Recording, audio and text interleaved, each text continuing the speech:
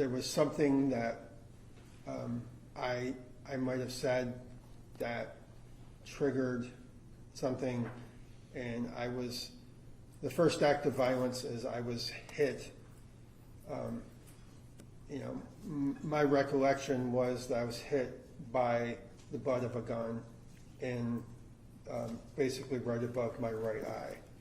Okay. Very hard. It broke my glasses, and it hurt very, very bad, and I saw stars.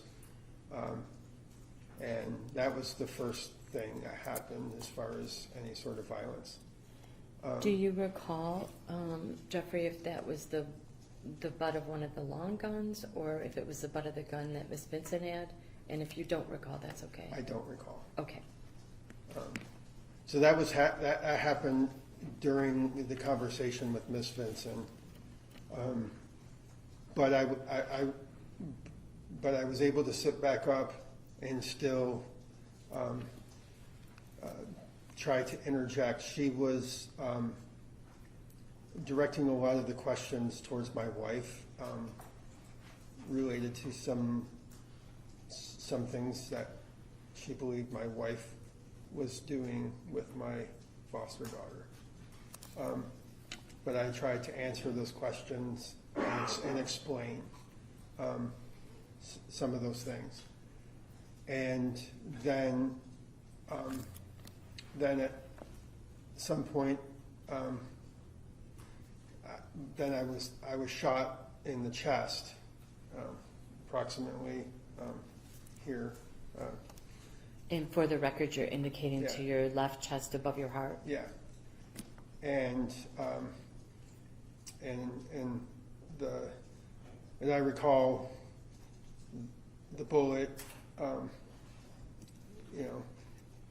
It felt like I was shot with like a shotgun, but it was just the bullet breaking up on the inside, and I ended up having multiple rib fractures, and had to have surgery to make sure that all my internal organs were okay. So that was the first shot that happened, and then and I was the first one to be shot, and then shortly after that is when I was shot in the face, in the head, and I recall being aware of the fact that I was shot in the face, and I remember the feeling of, the way I have been describing it to people, is just like a river of blood flowing from my head. And I fell face first on the ground. And I remember, I don't know too often when people are shot in the head that they survive. So I literally in that moment was expecting that within moments I would be dead. And I'm a person of faith, and I believe in God, and believe in Jesus Christ. And I literally, as my head was on that floor, I prayed and I said, God, help me. And that prayer was to not help me survive, but help me to, whatever happens when you die, to go through that transition. And I prayed that prayer and I said, Lord, help me, but I'm ready. And I laid down and I passed out. And don't know exactly how long I passed out, but I remember at some point I regained consciousness, and the first thing I remember feeling is there wasn't as much blood flowing, and I thought to myself, maybe I'm not going to die.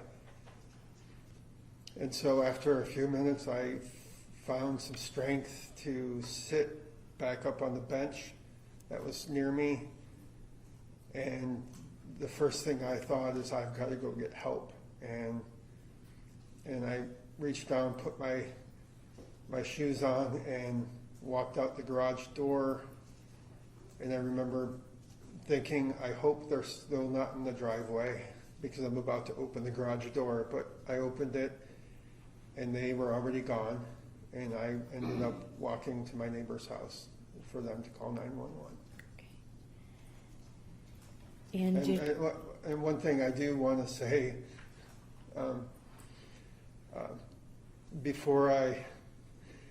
as I sat there and put my shoes on, before I stood up, I looked over at my wife, who was sitting right next to me, and that's going to be probably the hardest thing for me to ever deal with, because I saw my wife sitting there with her head down and just blood flowing from her head. And I knew, I didn't have to say a word, I knew she was dead.